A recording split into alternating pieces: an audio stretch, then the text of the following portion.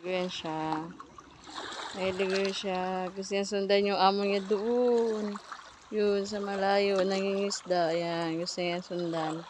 Ayan, iniisip niya paano siya lalaki papunta doon. Sana all doggy. Hindi ko siya ng dagat. Go, go, doggy. Go, go. Hintayin mo lang kasi. Yung ka na po sumunod doon. Susunod ka pa doon eh. Pabalik naman yun. Nanguli lang yan ng isda doon. Malayo na yan. Doon ka lang. Susundan mo kagad pa. Magagay mo. Laro ka na lang sa ano. Sa alon.